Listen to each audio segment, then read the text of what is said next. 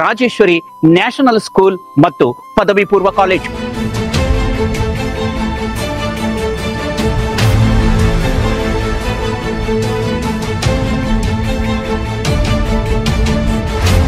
ದೇವಿ ಪ್ರಸಾದ್ ಶೆಟ್ಟಿ ಕನಸುಗಳು, ಆ ಕನಸುಗಳನ್ನ ನನಸು ಮಾಡಿಕೊಳ್ಳುವಂತಹ ಮನಸ್ಸುಗಳ ಬಗ್ಗೆ. ಸಂಸ್ಕಾರ ಪೂರ್ಣವಾಗಿರುವಂತಹ ಶಿಕ್ಷಣ. ವಾಪಸ್ ಮನೆಗೆ ಬಂದಂತ ಮಕ್ಕಳು ಪೂರ್ತಿ ಮೊಬೈಲ್ ಅಲ್ಲಿ ಮುಳುಗಿ ಹೋಗಿರ್ತಾರೆ. ದೇಶದ್ದೇನು ಶ್ರೇಷ್ಠವಾದಂತಹ ಸಂಸ್ಕೃತಿ ಏನಿದೆ, ನಮ್ಮ ಜೀವನ ಮೌಲ್ಯಗಳೇನಿದೆ, ಆ ಮೌಲ್ಯಗಳ ಆಧಾರದಲ್ಲಿ ಶಿಕ್ಷಣವನ್ನು ಕೊಡಬೇಕನ್ನುವಂಥದ್ದು ನಮ್ಮ ಯೋಚನೆ ಇರುವ. ಯಾವುದೋ ಒಂದು ವಿದ್ಯಾಸಂಸ್ಥೆ ಜೊತೆಗೆ ಕಾಂಪಿಟಿಷನ್ ಮಾಡ್ಲಿಕ್ಕಾಗ್ಲಿ ಅಥವಾ ಇನ್ನೊಬ್ಬರ ಜೊತೆಗೆ ಸ್ಪರ್ಧೆ ಮಾಡ್ಲಿಕ್ಕಾಗ್ಲಿ ನಾವು ಈ ಸಂಸ್ಥೆಯನ್ನು ಪ್ರಾರಂಭ ಮಾಡಿಲ್ಲ. ಮಾರ್ಕ್ಸ್ ಕಡೆಗೆ ನಾವು ಗಮನ ಕೊಡೋದಿಲ್ಲ. ಮಕ್ಕಳ ಬೇಸಿಕ್ ಸ್ಕಿಲ್ಸ್ ಅನ್ನು ಇಂಪ್ರೂವ್ ಮಾಡುವಂಥದ್ದು. ನನಗೆ ಒಂದು 18 ಜನ ಟೀಚರ್ಸ್ ಅನ್ನು ಆಯ್ಕೆ ಮಾಡ್ಲಿಕ್ಕೆ ಸುಮಾರು ಒಂದು 300 ರಿಂದ 320 ಜನ ತಮ್ಮ ರೆಸ್ಯೂಮ್ ಅನ್ನು ಕಳಿಸಿದ್ದಾರೆ. ಪ್ರೋಸೆಸ್ ಅನ್ನು ಮಾಡಿ ಬೆಸ್ಟ್ ಅಲ್ಲಿ ಬೆಸ್ಟ್ ಟೀಚರ್ಸ್ ಅನ್ನು ಆಯ್ಕೆ ಮಾಡಿದ್ದೇನೆ. ಸಾಯಂಕಾಲ 5 ಗಂಟೆ ತನಕ ಕ್ಲಾಸ್ ಆದ ನಂತರ ಆಟ ಆಡಿ ಮತ್ತೆ ಮಕ್ಕಳು ಇಲ್ಲಿಂದ ಮನೆಗೆ ಹೋಗ್ಬೇಕು ಅನ್ನುವಂತ ಯೋಚನೆ.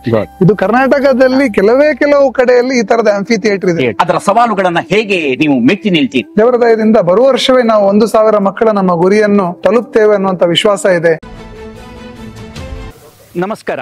ನಮ್ಮ ಕಾರ್ಲಾ ದೃಶ್ಯವಾಹಿನಿ ವೀಕ್ಷಿಸುತ್ತಿರುವಂತಹ ಎಲ್ಲರಿಗೂ ಕೂಡ ಪ್ರೀತಿಪೂರ್ವಕ ಸ್ವಾಗತ. ಈ ವಿಶೇಷ ಸಂಚಿಕೆಯಲ್ಲಿ ಕರಾವಳಿ ಕರ್ನಾಟಕದ ಶೈಕ್ಷಣಿಕವಾದಂತಹ ಪ್ರಭಾವಳಿ ಎನ್ನುವಂತಹ ಹೆಮ್ಮೆಯ ಹೆಗ್ಗುರುತನ್ನು ಪಡೆದಂತಹ ಈ ಭೂಮಿಯಲ್ಲಿ ಶಿಕ್ಷಣ ಸಂಸ್ಥೆಯೊಂದು ತಲೆ ಎತ್ತಿ ನಿಲ್ಲುತ್ತಾ ಇದೆ. ಅದೇ ರಾಜೇಶ್ವರಿ ನ್ಯಾಷನಲ್ ಸ್ಕೂಲ್ ಮತ್ತು ಪದವಿ ಪೂರ್ವ ಕಾಲೇಜು.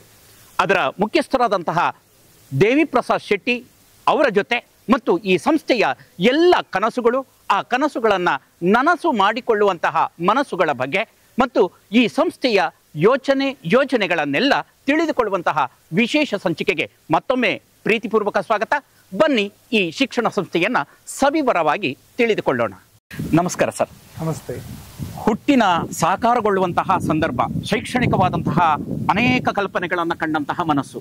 ಇಂತಹ ಸಂದರ್ಭದಲ್ಲಿ ರಾಜೇಶ್ವರಿ ನ್ಯಾಷನಲ್ ಸ್ಕೂಲ್ ಮತ್ತು ಪದವಿ ಪೂರ್ವ ಕಾಲೇಜು ಅದು ಸಾಕಾರಗೊಳ್ಳುವಂತಹ ಈ ಸುಸಂದರ್ಭದಲ್ಲಿ ಈ ಕನಸು ಬೀಳಲಿಕ್ಕೆ ಕಾರಣ ಏನು? ಅದರ ಹುಟ್ಟಿನ ಹಿನ್ನೆಲೆ ಏನು ಸರ್? ಇದು ಆತರ ಕೇಳಿದ್ರೆ ಇದು ಬಹಳ ದೊಡ್ಡ ಒಂದು ಇತಿಹಾಸ ಇರುವಂತ ಒಂದು ಕನಸು. ಆಕ್ಚುಲಿ ಬಹಳ ಹಳೆ ಕನಸು. ಬಹಳ ಚಿಕ್ಕ ವಯಸ್ಸಲ್ಲಿ ಈ ಜಾಗದಲ್ಲಿ, ಇದು ನಮ್ಮ ಅಜ್ಜಿಯಿಂದ ನಮಗೆ ಬಂದಿರುವಂತ ಜಾಗ, ಇಲ್ಲಿ ಒಂದು ಶಾಲೆ ಮಾಡಬೇಕು ಅನ್ನುವಂಥ ಒಂದು ಬಹಳ ದೊಡ್ಡ ಆಸೆ ನನ್ನ ಮನಸ್ಸಲ್ಲಿ ಹುಟ್ಟಿತ್ತು. ಯಾಕೆಂತ ಹೇಳಿದ್ರೆ ನಮ್ಮ ಫ್ಯಾಮಿಲಿದ್ದು ಪರಂಪರೆ ತಗೊಂಡ್ರೆ ನನ್ನ ಅಜ್ಜ ಸಾಣೂರು ಪಟೇಲ್ ಮುದ್ದಣ್ಣ ಶೆಟ್ಟಿ ಅಂತ ಹೇಳಿ ಬಹಳ ದೊಡ್ಡ ಹೆಸರು ದಕ್ಷಿಣ ಕನ್ನಡ ಮತ್ತು ಉಡುಪಿ ಜಿಲ್ಲೆಯಲ್ಲಿ. ಅದೇ ರೀತಿ ನಮ್ಮ ತಂದೆ ಪಟೇಲ್ ರಾಘವ್ ಶೆಟ್ಟಿ ಅಂತ ಹೇಳಿ ನಮ್ಮ ಮಲ್ಲಾರಗುತ್ತಿನವರು. ಇಬ್ರು ಕೂಡ ಶಿಕ್ಷಣದ ಬಗ್ಗೆ ಬಹಳಷ್ಟು ಕಾಳಜಿ ಇಟ್ಕೊಂಡಂತಹ ವ್ಯಕ್ತಿಗಳು.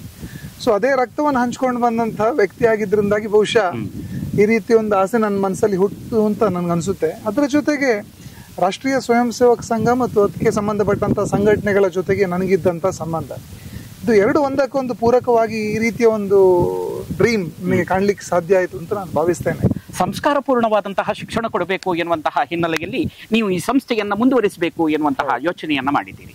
ಇಂತಹ ಸಂದರ್ಭದಲ್ಲಿ ಈ ಕಾಲದಲ್ಲಿ ಅಂತಹ ಸಂಸ್ಕಾರ ಪೂರ್ಣವಾದಂತಹ ಶಿಕ್ಷಣವನ್ನ ಇಲ್ಲಿ ಆಧುನಿಕವಾದಂತಹ ಶಿಕ್ಷಣದ ವರ್ತುಲದಲ್ಲಿ ಕೊಡ್ಲಿಕ್ಕೆ ಹೇಗೆ ಸಾಧ್ಯ ಆಗ್ತದೆ? ಅದರ ಸವಾಲುಗಳನ್ನ ಹೇಗೆ ನೀವು ಮೆಟ್ಟಿ ನಿಲ್ತೀರಿ? ಸರ್, ಭಾರಿ ಗಂಭೀರವಾದಂತಹ ನೀವು ಪ್ರಶ್ನೆಯನ್ನು ಕೇಳಿದಿರಿ. ಇವತ್ತು ಸಾಮಾನ್ಯವಾಗಿರುವಂತಹ ಶಿಕ್ಷಣ ಸಂಸ್ಥೆಗಳು ಇವತ್ತು ನಮ್ಮ ಅವಿಭಜಿತ ದಕ್ಷಿಣ ಕನ್ನಡ ಜಿಲ್ಲೆಯಲ್ಲಿ ನೋಡಿದರೆ ಸಾಕಷ್ಟು ಇದೆ. ಇವತ್ತು ಹೆಜ್ಜೆ ಹೆಜ್ಜೆಗೂ ನಮ್ಮ ವಿದ್ಯಾಸಂಸ್ಥೆಗಳು ನಮ್ಮ ಜಿಲ್ಲೆಯಲ್ಲಿ ಸಿಗ್ತದೆ.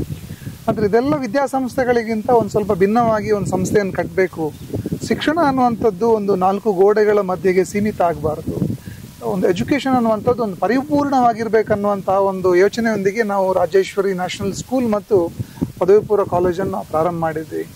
ಆ್ಯಕ್ಚುಲಿ ಪ್ರಾರಂಭದಲ್ಲಿ ಈ ಶಾಲೆ ಮತ್ತು PU ಕಾಲೇಜು ನಮ್ಮ ಯೋಚನೆ ಹೇಗಿತ್ತು ಅಂತ ಹೇಳಿದರೆ ಕೇವಲ ಹಾಸ್ಟೆಲ್ ಓರಿಯೆಂಟೆಡ್ ಆಗಿರಬೇಕು ಅನ್ನೋದು ಯೋಚನೆ ಇತ್ತು. ಆದರೆ ಕಳೆದ ಹಲವಾರು ತಿಂಗಳುಗಳಿಂದ, ಹಲವಾರು ದಿನಗಳಿಂದ ಕಾರ್ಕಳ ಮತ್ತು ಪರಿಸರದ ಅನೇಕ ಜನ ನಮ್ಮ ಸ್ನೇಹಿತರು, ವೆಲ್ ವಿಷರ್ಸ್ ಎಲ್ಲರೂ ಕೂಡ ಡೇ ಸ್ಕೂಲರ್ಸ್ ಅನ್ನು ಕೂಡ ತಗೊಳ್ಬೇಕು ಅಂತ ಹೇಳಿ ಒತ್ತಾಯ ಮಾಡ್ತಾ ಇದ್ದಾರೆ. ಆ ಹಿನ್ನೆಲೆಯಲ್ಲಿ ನಾವು ಇವತ್ತು ನಿರ್ಧಾರ ಮಾಡಿದ್ದೇವೆ, ಈ ಪರಿಸರದ ವಿದ್ಯಾರ್ಥಿಗಳಿಗೆ ಕೂಡ ನಮ್ಮ ಎಜುಕೇಷನ್ ಅನ್ನು ಕೊಡಬೇಕನ್ನುವಂಥ ನಿರ್ಧಾರ ಮಾಡಿದ್ದೇವೆ. ನೀವು ಕೇಳಿದ್ರಿ ಸಂಸ್ಕಾರ ಪೂರ್ಣವಾಗಿರುವಂತಹ ಶಿಕ್ಷಣ ಅಂತೇಳಿ. ಇವತ್ತು ಶಿಕ್ಷಣದಲ್ಲಿ ಸಂಸ್ಕಾರ ಅನ್ನುವಂಥದ್ದು ಒಂದು ಅನಿವಾರ್ಯ ಆಗಿದೆ. ಇವತ್ತು ಭಾರಿ ಅವಶ್ಯಕವಾಗಿರುವಂಥ ವಿಚಾರ ಆಗಿದೆ. ಇವತ್ತು ನಮ್ಮ ಮಕ್ಕಳು ಶಾಲೆಗೆ 9 ಗಂಟೆಗೆ ಹೋಗ್ತಾರೆ, ಸಂಜೆ 5 ಗಂಟೆಗೆ ವಾಪಸ್ ಮನೆಗೆ ಬರ್ತಾರೆ. ವಾಪಸ್ ಮನೆಗೆ ಬಂದಂಥ ಮಕ್ಕಳು ಪೂರ್ತಿ ಮೊಬೈಲಲ್ಲಿ ಮುಳುಗಿ ಹೋಗಿರ್ತಾರೆ. ಹಿಂದೆ ನೀವೆಲ್ಲ ಚಿಕ್ಕದಿರುವಂತಹ ಕಾಲದಲ್ಲಿ ಸಂಸ್ಕಾರ ಅನ್ನುವಂಥದ್ದು ಬೇರೆ ಬೇರೆ ಭಾಗದಿಂದ ನಮಗೆ ಸಿಗ್ತಾ ಇತ್ತು. ಆ ಕಾಲಕ್ಕೆ ಅವಿಭಕ್ತ ಕುಟುಂಬ ಇತ್ತು, ಜಾಯಿಂಟ್ ಫ್ಯಾಮಿಲೀಸ್ ಇತ್ತು. ಶಾಲೆಗಳಲ್ಲಿ ಟೀಚರ್ಸ್ ಸಂಸ್ಕಾರದ ಭಾಗವನ್ನು ನಮ್ಗೆ ಕೊಡ್ತಾ ಇದ್ರು. ಬೇರೆ ಬೇರೆ ಕಡೆಗಳಿಂದ ನಮ್ಗೆ ಸಂಸ್ಕಾರ ಸಿಗ್ತಾ ಇತ್ತು. ಆದ್ರೆ ಇವತ್ತು ಜಗತ್ತು ವೇಗವಾಗಿ ಹೋಗ್ತಾ ಇದೆ. ಇವತ್ತು ಈ ಸಂಸ್ಕಾರ, ಸಂಸ್ಕೃತಿ, ಈ ತರದ ಶಬ್ದಗಳಿಗೆ ಒಂದು ಅರ್ಥ ಇಲ್ಲ ಅನ್ನೋ ಪರಿಸ್ಥಿತಿ ಬಂದಿದೆ. ಆದ್ರೆ ಒಟ್ಟಾರೆಯಾಗಿ ನೋಡಿದ್ರೆ ಇವತ್ತಿನ ದಿನಮಾನದಲ್ಲಿ ಅನೇಕ ಜನ ಪೇರೆಂಟ್ಸಿಗೂ ಅನಿಸಿದೆ, ಈ ವೇಗದ ಜೊತೆಗೆ ಒಂದಷ್ಟು ಸಂಸ್ಕಾರ ನಮ್ಮ ಮಕ್ಕಳಿಗೆ ಸಿಗ್ಬೇಕು, ನಮ್ಮ ವಿಶೇಷವಾಗಿ ಭಾರತೀಯ ಸಂಸ್ಕೃತಿ ಏನಿದೆ ಅದರದ್ದು ಪರಿಚಯ ಮಕ್ಕಳಿಗೆ ಸಿಗ್ಬೇಕು ಅನ್ನುವಂಥದ್ದು ಇವತ್ತು ಅತಿ ಹೆಚ್ಚು ಪೇರೆಂಟ್ಸ್ ಅಲ್ಲಿದೆ. ಈ ಹಿನ್ನೆಲೆಯಲ್ಲಿ ಆ ಪೇರೆಂಟ್ಸ್ಗಳೆಲ್ಲ ಅವರ ಎಲ್ಲ ಭಾವನೆಗಳಿಗೆ ಒಂದು ಗೌರವ ಕೊಟ್ಟು, ಜೊತೆಗೆ ನಮ್ಮ ಸಂಸ್ಕೃತಿ, ನಮ್ಮ ವಿಚಾರಗಳು ಇದನ್ನು ಕೂಡ ಮನಸ್ಸಲ್ಲಿ ಇಟ್ಕೊಂಡು ಒಂದು ವಿಶೇಷವಾಗಿರುವಂತಹ ಒಂದು ಶಿಕ್ಷಣದ ಕ್ರಮವನ್ನು ನಮ್ಮಲ್ಲಿ ಮಾಡಬೇಕು ಅನ್ನುವಂಥ ಒಂದು ಯೋಚನೆಯೊಂದಿಗೆ ಈ ವಿದ್ಯಾಸಂಸ್ಥೆಯನ್ನು ನಾವು ಪ್ರಾರಂಭ ಮಾಡಿದ್ದೇವೆ ಸರ್. ನೀವು ಭಾರತೀಯ ಸಂಸ್ಕೃತಿ ಮತ್ತು ಸಂಸ್ಕಾರ ಎನ್ನುವುದಾಗಿ ಆ ಯೋಚನೆಗಳನ್ನು ಇಟ್ಟಿದ್ದೀರಿ. ಭಾರತೀಯ ಸಂಸ್ಕಾರ ಅಂತ ಹೇಳಿದ್ರೆ ಅದು ಒಂದು ರೀತಿಯಲ್ಲಿ ಹಿಂದೂ ಧರ್ಮದ ಸಂಸ್ಕಾರ ಆಗಿರ್ತದೆ. ಒಂದು ಶಿಕ್ಷಣ ಸಂಸ್ಥೆ ಎನ್ನುವಂಥದ್ದು ಅದು ಹಿಂದೂ ವಿದ್ಯಾರ್ಥಿಗಳಿಗೆ ಮಾತ್ರವಾ ಅಥವಾ ಇತರ ಅಂಶಗಳನ್ನು ನಿಮ್ಮ ಶಿಕ್ಷಣ ವ್ಯಾಪ್ತಿಯಲ್ಲಿ ಯಾವ ರೀತಿಯಲ್ಲಿ ಆ ಮಕ್ಕಳಿಗೆ ಸಂಸ್ಕಾರಪೂರ್ಣ ಎನ್ನುವಂತಹ ಆ ಅಂಶವನ್ನು ಆರೋಪಿಸಲಿಕ್ಕೆ ನೀವು ಮುಂದಾಗ್ತೀರಿ ಅಥವಾ ಅದನ್ನು ಹೇಗೆ ಅವರಿಗೆ ಅಳವಡಿಕೆ ಮಾಡ್ತೀರಿ? ಬಹಳ ವಿಶೇಷವಾಗಿರುವಂಥ ಪ್ರಶ್ನೆ ಕೇಳಿದ್ದೀರಿ ಸರ್ ನೀವು. ಇವತ್ತು ನಮ್ಮ ವಿದ್ಯಾಸಂಸ್ಥೆ ಅನ್ನುವಂಥದ್ದು ಯಾವುದೋ ಒಂದು ಮತಕ್ಕಾಗಲಿ ಯಾವುದೋ ಒಂದು ಪಂಥಕ್ಕಾಗಲಿ ನಮ್ಗೆ ಸೀಮಿತ ಆಗಿಲ್ಲ. ನಮ್ಮ ಶಾಲೆಯಲ್ಲಿ ವಿದ್ಯೆ ಕಲಿಬೇಕು ಅಂತ ಅಪೇಕ್ಷೆ ಪಟ್ಕೊಂಡು ಬರುವಂತಹ ಎಲ್ಲ ವಿದ್ಯಾರ್ಥಿಗಳಿಗೂ ನಮ್ಮ ಸಂಸ್ಥೆನಲ್ಲಿ ಮುಕ್ತವಾದಂಥ ಅವಕಾಶ ಇದೆ.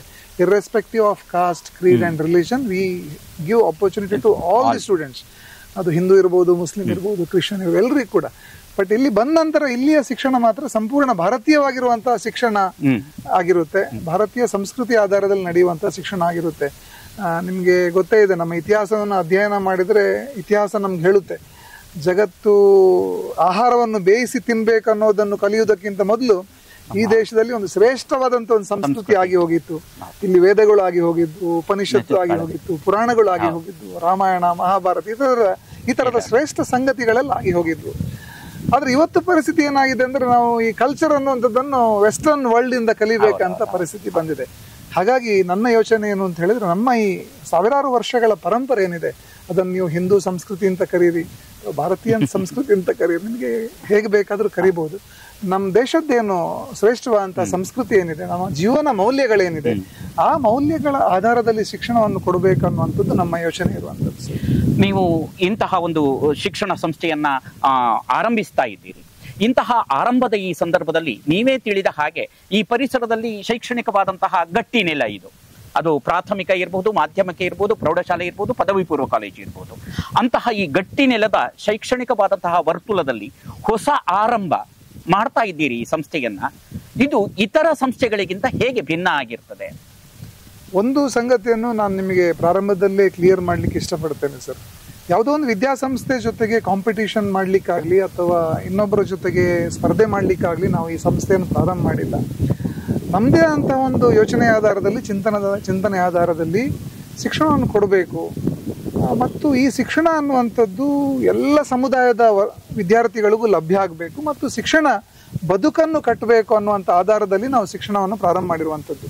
ನಮ್ಮ ವಿದ್ಯಾಸಂಸ್ಥೆಯಲ್ಲಿ ಫಸ್ಟ್ ಸ್ಟ್ಯಾಂಡರ್ಡ್ ಇಂದ 10th ವರೆಗೆ ಒಂದು ಭಾಗ, ಅದೇ ರೀತಿ PUC, ಈ ಎರಡು ವಿಭಾಗದಲ್ಲಿ ನಾವು ಶಿಕ್ಷಣವನ್ನು ಕೊಡಬೇಕು ಅಂತ ನಾವು ನಿರ್ಧಾರ ಮಾಡಿದ್ದೇವೆ.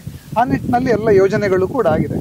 ನಮ್ಮದು ಕಲ್ಪನೆ ಹೇಗಿದೆ ಅಂತ ಹೇಳಿದ್ರೆ, ಫಸ್ಟ್ ಸ್ಟ್ಯಾಂಡರ್ಡ್ ಇಂದ 6th ಸ್ಟ್ಯಾಂಡರ್ಡ್ ವರೆಗೆ ನಾವು ಹೆಚ್ಚು ಮಾರ್ಕ್ಸ್ ಕಡೆಗೆ ನಾವು ಗಮನ ಕೊಡೋದಿಲ್ಲ. ಅಲ್ಲಿ ನಮ್ಮ ಫೋಕಸ್ ಏನಿರ್ತದೆ ಅಂತ ಹೇಳಿದ್ರೆ, ಮಕ್ಕಳ ಬೇಸಿಕ್ ಸ್ಕಿಲ್ಸ್ ಅನ್ನು ಇಂಪ್ರೂವ್ ಮಾಡುವಂಥದ್ದು. ಅದು ಸೈನ್ಸಿಗೆ ಸಂಬಂಧಪಟ್ಟಂತ ಇರ್ಬೋದು, ಅಥವಾ ಮ್ಯಾಥಮೆಟಿಕ್ಸ್ ಸಂಬಂಧಪಟ್ಟಂತ ಇರ್ಬೋದು, ಅಥವಾ ಲ್ಯಾಂಗ್ವೇಜಿಗೆ ಸಂಬಂಧಪಟ್ಟಂತ ಇರ್ಬೋದು. ಅವರ ಬೇಸಿಕ್ ಸ್ಕಿಲ್ಸ್ ಅನ್ನು ಗಟ್ಟಿ ಮಾಡಬೇಕು.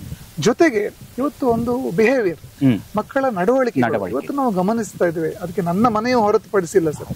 ಮಕ್ಕಳು ಇಡೀ ದಿವಸ ಮೊಬೈಲಲ್ಲಿ ಇರ್ತಾರೆ. ಮೊಬೈಲ್ ಕಿತ್ಕೊಂಡ್ರೆ ಮಕ್ಕಳಿಗೆ ಕೋಪ ಬರುತ್ತೆ, ಹಠ, ಈ ರೀತಿ ವಿಚಿತ್ರ ಒಂದು ಮಾನಸಿಕ ಸ್ಥಿತಿಯನ್ನು ಇವತ್ತು ನಾವು ಮಕ್ಕಳಲ್ಲಿ ಕಾಣಿಸ್ತಾ ಇದ್ದೀವಿ. ಹಾಗೆ ಇದೆಲ್ಲದರಿಂದ ಅವರನ್ನು ಹೊರಗಡೆ ತರಬೇಕು. ಮಕ್ಕಳ ವ್ಯಕ್ತಿತ್ವವನ್ನು ಬೇರೆ ಬೇರೆ ಚಟುವಟಿಕೆಗಳನ್ನು ಫೀಡ್ ಮಾಡೋದರ ಮುಖಾಂತರ ಕೊಡಬೇಕು ಅನ್ನೋದಿದೆ.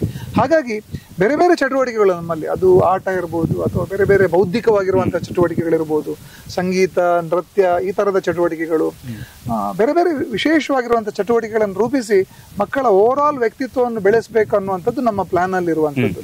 ಇನ್ನು ಆಫ್ಟರ್ 7th ಅಲ್ಲಿ ಬಂದಾಗ ಮಕ್ಕಳಿಗೆ ಈಗಿನ ಏನು ಕಾಂಪಿಟೇಟಿವ್ ವರ್ಲ್ಡ್ ಏನಿದೆ, ಈಗಿನ ಒಂದು ಬಹಳ ಆಧುನಿಕವಾಗಿರುವಂತಹ ಒಂದು ಜಗತ್ತೇನಿದೆ, ಅದಕ್ಕೆ ಬೇಕಾಗುವ ರೀತಿಯಲ್ಲಿ ಮಕ್ಕಳ ವ್ಯಕ್ತಿತ್ವವನ್ನು ರೂಪಿಸುವಂಥದ್ದು.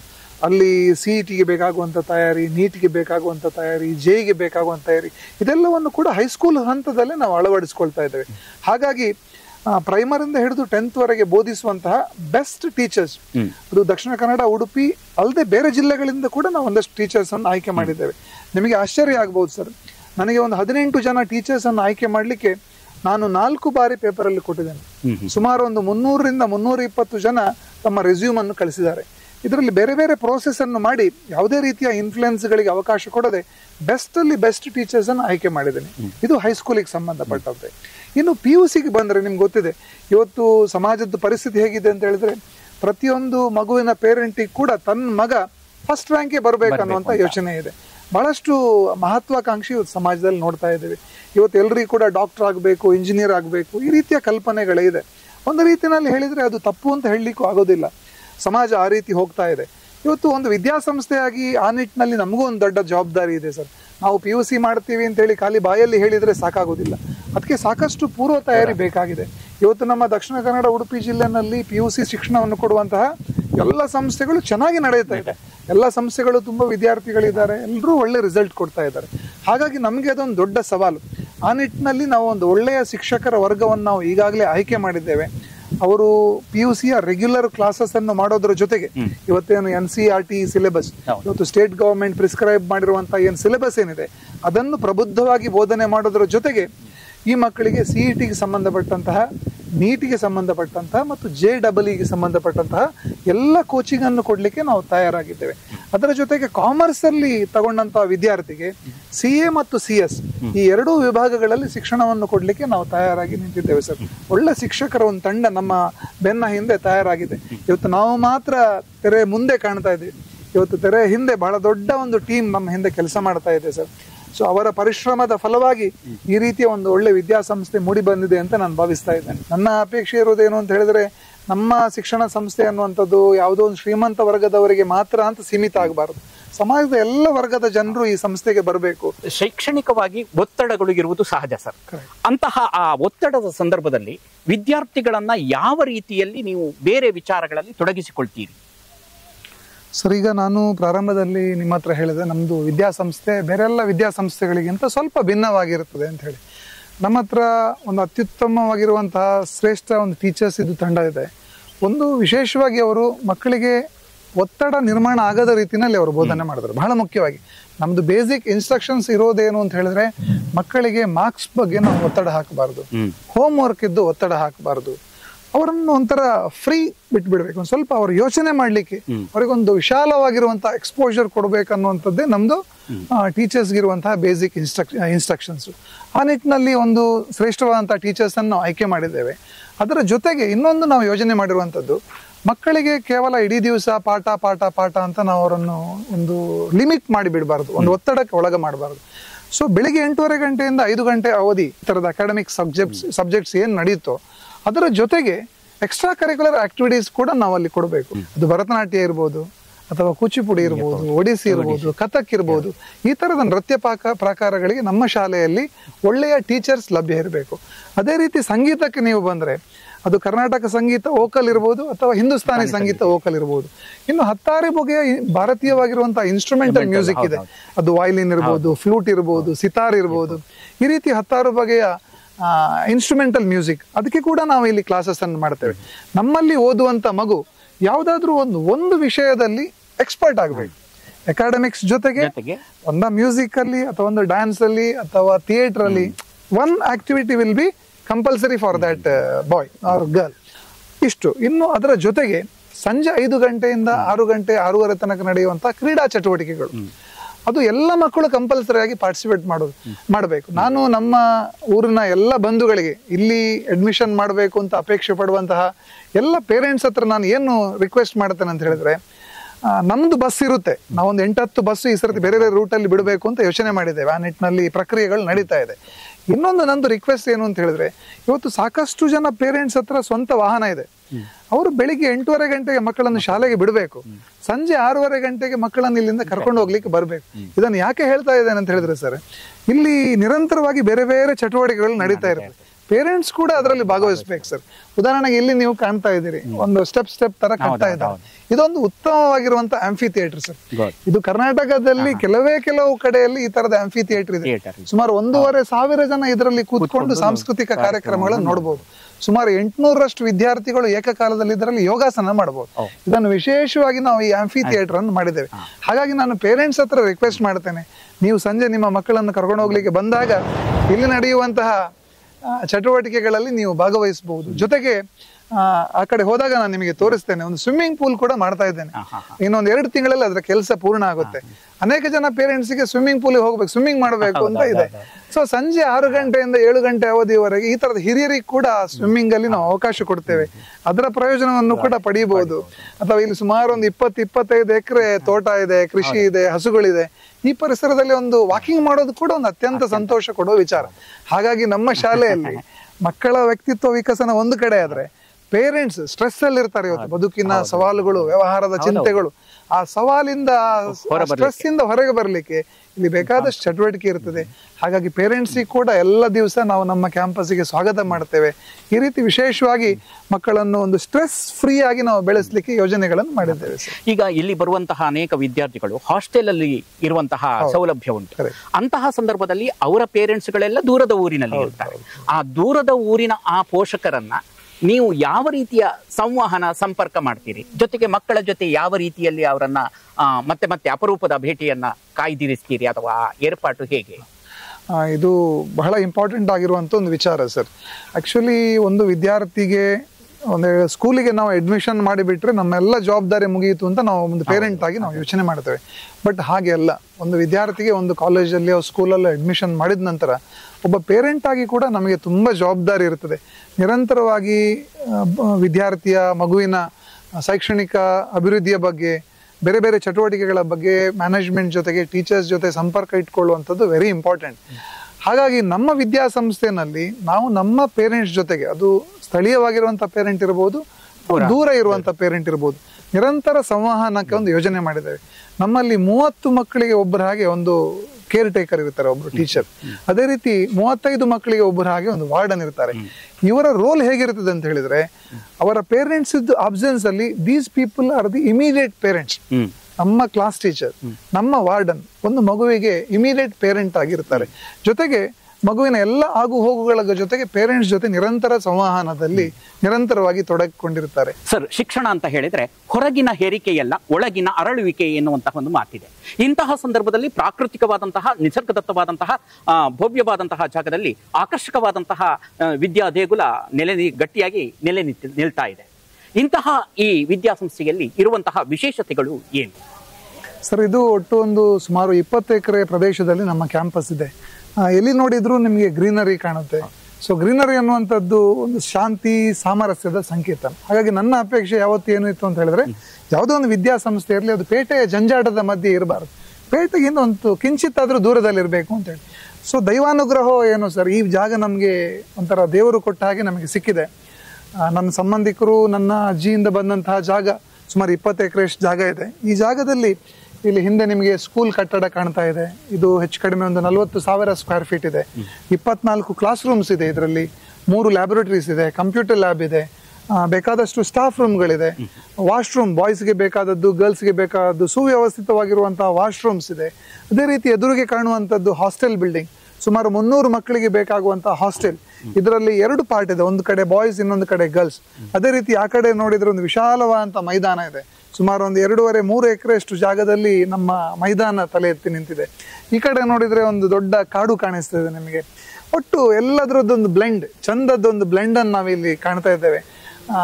ಈ ರೀತಿಯ ಒಂದು ಸುಂದರವಾಗಿರುವಂತಹ ಪರಿಸರದಲ್ಲಿ ನಮ್ಮ ವಿದ್ಯಾರ್ಥಿಗಳು ಓದಬೇಕು ಅನ್ನುವಂಥ ಒಂದು ಕನಸನ್ನು ಇಟ್ಕೊಂಡು ಅನೇಕ ಜನ ಹಿತೈಷಿಗಳ ಸಹಕಾರದಿಂದ ಮತ್ತು ವಿಶೇಷವಾಗಿ ದೈವಾನುಗ್ರಹದಿಂದ ಈ ಥರದ ಒಂದು ಕ್ಯಾಂಪಸ್ ಮೂಡಿ ಬಂದಿದೆ ಅನ್ನುವಂಥ ಮಾತನ್ನು ಹೇಳಲಿಕ್ಕೆ ತುಂಬ ಹೆಮ್ಮೆ ಅನ್ನಿಸ್ತಾ ಇದೆ ಸರ್. ಇಲ್ಲಿ ಬಂದಂಥ ವಿದ್ಯಾರ್ಥಿಗಳು ಖಂಡಿತ ಸಕ್ಸಸ್ ಆಗ್ತಾರೆ. ಯಾಕಂದರೆ ಪ್ರಾರಂಭದ ದಿನದಿಂದಲೇ ಇಲ್ಲಿ ಬಂದಂಥ ಎಲ್ಲರೂ ಹೇಳೋದೇನು ಅಂತ ಹೇಳಿದ್ರೆ, ದೇವಣ್ಣ ಈ ಜಾಗಡಿ ಖಂಡಿತ ಸಕ್ಸಸ್ ಆಪರ್, ಸ್ವಲ್ಪ ವಿಶೇಷವಾಗಿ ನನ್ನ ಚಿತ್ರ ವೈಬ್ರೇಷನ್ ಉಂಟು. ನೀವು ಕೂಡ ಹೋಗ್ತಾ ಇದನ್ನೇ ಮಾತನ್ನು ಹೇಳ್ತೀರಿ, ಖಂಡಿತ ಹೇಳ್ತೀರಿ. ಇಂತಹ ಭವ್ಯವಾದಂತಹ ಕಟ್ಟಡದಲ್ಲಿಯೂ ಕೂಡ ಅನೇಕ ಶಿಕ್ಷಕ ಮಿತ್ರರು ಬಹಳ ಉತ್ತಮವಾದಂತಹ ಬೋಧನೆಯನ್ನು ಮಾಡಿದ್ರು ಕೂಡ ಪ್ರಾಕೃತಿಕವಾದಂತಹ ಪರಿಸರವೂ ಕೂಡ ಉತ್ತೇಜನಕಾರಿಯಾಗಿ ಇದ್ರೂ ಕೂಡ ಕೆಲವೊಮ್ಮೆ ದೈಹಿಕ, ಬೌದ್ಧಿಕ, ಮಾನಸಿಕವಾದಂತಹ ಸಮಸ್ಯೆಗಳಿಂದ ಕೆಲವಷ್ಟು ನಿಧಾನಗತಿಯ ಕಲಿಕಾ ವಿದ್ಯಾರ್ಥಿಗಳು ಇರ್ತಾರೆ. ಇಂತಹ ಈ ನಿಧಾನ ಕಲಿಕಾ ವಿದ್ಯಾರ್ಥಿಗಳಿಗೆ ನೀವು ತೆಗೆದುಕೊಳ್ಳುವಂತಹ ವಿಶೇಷ ಅಂಶಗಳು ಯಾವುವು? ಭಾರಿ ಕರೆಕ್ಟ್ ಆಗಿರುವಂಥ ಪ್ರಶ್ನೆಯನ್ನು ನೀವು ಇವತ್ತು ಕೇಳಿದಿರಿ. ಇವತ್ತು ಎಲ್ಲ ಮನೆಗಳಲ್ಲಿ ಬರುವಂಥ ಪ್ರಶ್ನೆ ಏನು ಅಂತ ಹೇಳಿದ್ರೆ, ಅಕ್ಕಪಕ್ಕ ಯಾರಾದರೂ ಟ್ಯೂಷನ್ನವರಿದ್ದಾರಾ ಅಂತ ಹೇಳಿ ಹುಡುಕುವಂಥದ್ದು. ನಂದು ಮೊದಲಿಂದಲೂ ಇರುವಂಥ ಬದ್ಧತೆ ಏನು ಅಂತ ಹೇಳಿದ್ರೆ, ನಮ್ಮಲ್ಲಿ ಓದುವಂಥ ಯಾವುದೇ ವಿದ್ಯಾರ್ಥಿ ಇಲ್ಲಿಂದ ಮನೆಗೆ ಹೋದ ನಂತರ ಟ್ಯೂಷನ್ಗೆ ಹೋಗುವಂಥ ಪರಿಸ್ಥಿತಿ ಬರಬಾರದು. ಹಾಗಾಗಿ ಎಷ್ಟೇ ಕಲಿಕೆಯಲ್ಲಿ ಹಿಂದೆ ಬಿದ್ದರೂ ಕೂಡ ಅವರನ್ನು ಬೆನ್ನು ಹಿಡಿದು ಫಾಲೋಅಪ್ ಮಾಡಿ ಅವರಿಗೆ ಕಾಲಕ್ಕೆ ತೀಡಿ ನಮ್ಮ ಟೀಚರ್ಸೇ ಅವರನ್ನು ಉಳಿದವರ ಮಟ್ಟಕ್ಕೆ ತರಬೇಕು ಅನ್ನುವಂಥದ್ದು ಒಂದು ನಮ್ಮ ಯೋಜನೆ ಇರುವಂಥದ್ದು. ಎರಡನೇದು ಏನು ಅಂತ ಹೇಳಿದ್ರೆ, ಎಲ್ಲ ಪೇರೆಂಟ್ಸ್ ಇದನ್ನು ಗಮನಿಸಬೇಕು. ನಮ್ಮಲ್ಲಿ ಓದುವಂಥ ವಿದ್ಯಾರ್ಥಿಗಳಿಗೆ ಹೋಮ್ ವರ್ಕ್ ಇರೋದಿಲ್ಲ.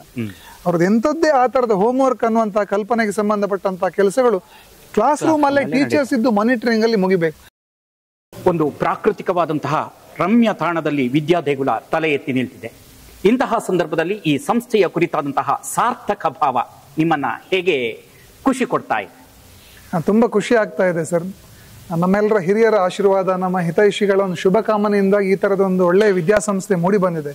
ಇನ್ನೊಂದು ವಿಶೇಷವಾಗಿರುವಂಥ ವಿಚಾರ ಏನು ಅಂತ ಹೇಳಿದ್ರೆ, ನಮಗೆ ಅಡ್ಮಿಷನ್ ಬಗ್ಗೆ ಒಂದು ಬಹಳ ದೊಡ್ಡ ಆತಂಕ ಇತ್ತು ಸರ್. ಬಟ್ ದೇವರ ದಯದಿಂದ ಕಳೆದ ಒಂದು 15 ದಿವಸಗಳಿಂದ ಸುಮಾರು ಒಂದು 2,000 ಜನ ನಮ್ಮ ವಿದ್ಯಾಸಂಸ್ಥೆಯ ಬಗ್ಗೆ ಮಾಹಿತಿಯನ್ನು ಪಡ್ಕೊಂಡಿದ್ದಾರೆ. ಮತ್ತು 100ಕ್ಕಿಂತಲೂ ಹೆಚ್ಚು ಜನ ನಮ್ಮ ಹಾಸ್ಟೆಲ್ಗೆ ಎನ್ರೋಲ್ ಆಗಿದ್ದಾರೆ. ಇನ್ನೊಂದು 100 ಮಕ್ಕಳು ಬಂದರೆ ನಮ್ಮ ಹಾಸ್ಟೆಲ್ ಈ ವರ್ಷದ ಫುಲ್ ಆಗಿಬಿಡುತ್ತೆ. ಹಾಗೆ ಸ್ಥಳೀಯರು ಕೂಡ ದಿನನಿತ್ಯ ಅನೇಕ ಜನ ನಮ್ಮ ಸ್ಕೂಲ್ನ ಬಗ್ಗೆ ಮಾಹಿತಿಯನ್ನು ತಗೊಳ್ತಾ ಇದ್ದಾರೆ, ಇಲ್ಲಿ ಬಂದು ಹೋಗ್ತಾ ಇದ್ದಾರೆ. ಹಾಗಾಗಿ ತುಂಬ ಸಂತೋಷ ಆಗ್ತಾ ಇದೆ. ಈ ವರ್ಷ ಒಂದು ಹೆಚ್ಚು ಕಡಿಮೆ ಒಂದು 300ರಷ್ಟು ಮಕ್ಕಳು ಈ ವಿದ್ಯಾಸಂಸ್ಥೆಗೆ ಬರ್ಬೋದು ಅಂತ ನನ್ನ ಯೋಚನೆ ಇದೆ. ಒಟ್ಟು ನಮ್ಮ ಕಲ್ಪನೆ ಇರುವಂಥದ್ದೇ ಈ ವಿದ್ಯಾಸಂಸ್ಥೆಯಲ್ಲಿ 1,000 ಮಕ್ಕಳಾಗಬೇಕು ಅಂತ ಹೇಳಿ. ದೇವರ ದಯದಿಂದ ಬರುವ ವರ್ಷವೇ ನಾವು 1,000 ಮಕ್ಕಳ ನಮ್ಮ ಗುರಿಯನ್ನು ತಲುಪ್ತೇವೆ ಅನ್ನುವಂಥ ವಿಶ್ವಾಸ ಇದೆ. ನಾನು ಸಮಾಜದ ಎಲ್ಲ ಜನರಲ್ಲಿ ನಾನು ವಿನಂತಿ ಮಾಡೋದು ಒಂದೇ, ನಾವು ಒಂದು ಒಳ್ಳೆಯ ಉದ್ದೇಶ ಇಟ್ಕೊಂಡು ಈ ಸಂಸ್ಥೆಯನ್ನು ಪ್ರಾರಂಭ ಮಾಡಿದ್ದೇವೆ. ಇದರ ಸದುಪಯೋಗವನ್ನು ಮಾಡಬೇಕು. ಸ್ಥಳೀಯರಿಗೆ ಬೇಕಾಗಿ ಪ್ರತಿ ಕ್ಲಾಸಲ್ಲಿ 1st ಸ್ಟ್ಯಾಂಡರ್ಡಿಂದ 10th ಸ್ಟ್ಯಾಂಡರ್ಡ್ ವರೆಗೆ ಪ್ರತಿ ಕ್ಲಾಸಲ್ಲಿ ಒಂದು ಬ್ಯಾಚನ್ನು ಇಟ್ಟಿದ್ದೇವೆ. ಪ್ರತಿ ಕ್ಲಾಸಲ್ಲಿ ಒಂದು 30ರಷ್ಟು ವಿದ್ಯಾರ್ಥಿಗಳಿರ್ತಾರೆ. ಜೊತೆಗೆ PUCಯಲ್ಲಿ ಕೂಡ ಸ್ಥಳೀಯರಿಗೆ ನಾವು ಅವಕಾಶವನ್ನು ಕೊಟ್ಟಿದ್ದೇವೆ. ಹಾಗಾಗಿ ಎಲ್ಲ ಸ್ಥಳೀಯ ವಿದ್ಯಾರ್ಥಿಗಳು ಅದರ ಉಪಯೋಗವನ್ನು ಪಡ್ಕೊಳ್ಬೇಕು. ಬೆಳ್ಮನ್ ಭಾಗದಿಂದ ನಮ್ಮ ಶಾಲೆಗೆ ಬಸ್ ಇರುತ್ತೆ, ಈ ಕಡೆ ಬೈಲೂರು ಭಾಗದಿಂದ ನಮ್ಮ ಶಾಲೆಗೆ ಬಸ್ ಇರುತ್ತೆ, ಮೂಡುಬಿದ್ರೆಯಿಂದ ಬಸ್ ಇರುತ್ತೆ, ಈ ಕಡೆ ಬಜಗೋಳಿ ಭಾಗದಿಂದ ಕೂಡ ಬಸ್ನ ವ್ಯವಸ್ಥೆ ಇರ್ತದೆ. ಹಾಗಾಗಿ ಈ ಭಾಗದ ಎಲ್ಲ ಜನರಲ್ಲಿ ನಾನು ವಿನಂತಿ ಮಾಡ್ತೇನೆ, ನೀವು ನಮ್ಮ ಶಾಲೆಗೆ ಬನ್ನಿ, ಒಂದು ಭಿನ್ನವಾದಂಥ ಶಿಕ್ಷಣವನ್ನು ಇಲ್ಲಿ ಪಡೆಯಿರಿ. ನಿಮ್ಮ ಮಗುವಿನ ವ್ಯಕ್ತಿತ್ವದ ವಿಕಸನ ಮಾಡುವಂಥದ್ದು ನಮ್ಮ ಹೊಣೆಗಾರಿಕೆ ಅಂತ ನಾವು ಭಾವಿಸಿದ್ದೇವೆ. ನಿಮ್ಮ ಮಕ್ಕಳನ್ನು ನಮ್ಮ ಮನೆಯ ಮಕ್ಕಳಾಗಿ ನೋಡ್ಕೊಳ್ತೇವೆ ಅನ್ನುವಂತಹ ಜವಾಬ್ದಾರಿಯ ಮಾತುಗಳನ್ನು ಕೂಡ ಈ ಸಂದರ್ಭದಲ್ಲಿ ನಾನು ಸಮಾಜಕ್ಕೆ ಹೇಳಲಿಕ್ಕೆ ಇಚ್ಛೆ ಪಡ್ತೇನೆ. ಹಾಗಾಗಿ ಕೊನೆಗೆ ಏನು ಹೇಳುದು ಅಂತ ಹೇಳಿದ್ರೆ, ಎಲ್ಲರೂ ಇಡೀ ಸಮಾಜಕ್ಕೆ ಇದು ಒಳ್ಳೇದಾಗಬೇಕು. ಇದು ಯಾರ್ದೋ ಒಬ್ಬರ ಹಿತಕ್ಕಾಗಿ ಮಾಡಿರುವಂತಹ ವಿದ್ಯಾಸಂಸ್ಥೆ ಅಲ್ಲ, ಒಟ್ಟಾರೆ ಸಮಾಜದ ಹಿತವನ್ನು ಮನಸ್ಸಲ್ಲಿ ಇಟ್ಕೊಂಡು ಸ್ಥಾಪನೆ ಮಾಡಿರುವಂಥ ಹಿತ ಸಮಾಜಕ್ಕೆ ಇದು ಉಪಯೋಗ ಆಗಬೇಕು. ದೇವರು ಕೂಡ ಇದಕ್ಕೆ ಆಶೀರ್ವಾದ ಮಾಡಬೇಕನ್ನುವಂಥ ಪ್ರಾರ್ಥನೆಯನ್ನು ಕೂಡ ನಿಮ್ಮ ಮುಖಾಂತರ ಇವತ್ತು ಮಾಡ್ತಾ ಇದ್ದೇನೆ. ತುಂಬಾ ಅಪೂರ್ವವಾದಂತಹ ಶಿಕ್ಷಣ ಸಂಸ್ಥೆ ತಲೆ ಎತ್ತಿ ನಿಲ್ತಾ ಇದೆ. ಇಂತಹ ಈ ವಾತಾವರಣದಲ್ಲಿ ವಿದ್ಯೆಯನ್ನ ಸಂಪಾದಿಸುವುದೇ, ಕಲಿಯುವುದೇ ನಿಜಕ್ಕೂ ಕೂಡ ಒಂದು ಅವಿನಾಭಾವವಾದಂತಹ ಜನ್ಮದ ಪುಣ್ಯದ ಫಲ ಎನ್ನುವುದಾಗಿ ಭಾವಿಸಲ್ಪಡಬೇಕು. ಅಂತಹ ಒಂದು ಪ್ರಾಕೃತಿಕವಾದಂತಹ ನಿಸರ್ಗ ರಮಣೀಯವಾದಂತಹ ಒಂದು ಆಧ್ಯಾತ್ಮಿಕವಾದಂತಹ ವಾತಾವರಣದಲ್ಲಿ ಈ ಸಂಸ್ಥೆ ತಲೆ ಎತ್ತಿ ನಿಲ್ತಾ ಇದೆ. ಸರ್ವರ ಸಹಕಾರ ಇರಲಿ, ಸರ್ವರ ಸರ್ವೋದಯ ಆಗಲಿ ಎನ್ನುವಂತಹ ಹಿನ್ನೆಲೆಯಲ್ಲಿ ಈ ಸಂಸ್ಥೆ ಗಟ್ಟಿಯಾಗಿ ನೆಲೆ ನಿಂತಿದೆ. ಈ ಸಂಸ್ಥೆಗೆ ಶುಭವನ್ನು ಹಾರೈಸೋಣ. ನಿಮ್ಮ ಸಹಕಾರವೂ ಕೂಡ ಅನವರತೆ ಇರಲಿ ಎನ್ನುವಂತಹ ಆಶಯದೊಂದಿಗೆ ಈ ಸಂಚಿಕೆಯನ್ನ ನಿಮ್ಮ ಮುಂದೆ ಇಡ್ತಾ ಇದ್ದೇವೆ. ನಮಸ್ಕಾರ.